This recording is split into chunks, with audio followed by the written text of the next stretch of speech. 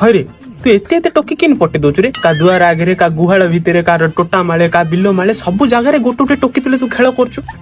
ମତେ ଟିକେ ଶିଖା କିନ୍ ଟୋକି ପଟଉଛନ୍ତି। କଣ କହିଲ ଭାଇନା?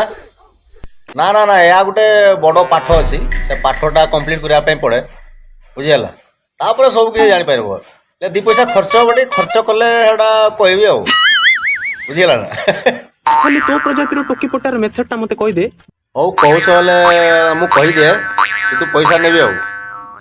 ତମେ ଆସ୍କା ଫଟି ଖାଇଛ? ନାଇଁ। ଆଉ ମହୁଲି? ନାଇଁ। ହାଣ୍ଡିଆ?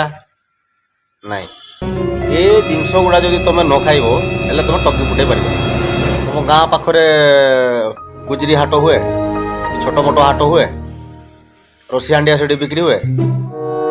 ଯଦି ବିକ୍ରି ହେଲା ସେଗୁଡ଼ା ୟୁଜ୍ କର, ତମ ମାଇଣ୍ଡଟା ଫ୍ରାଏ ହେଇଯିବ।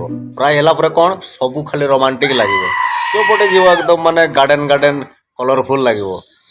ୟୁଜ୍ କରି ଦେଖ, ଯଦି ଟୋକି ନ ପଟିବେ ମୋ କାନ କାଟିଦେବି, ବୁଝିପାରିଲ? 500% ମୁଁ ଗ୍ୟାରେଣ୍ଟି ଦେଉଛି।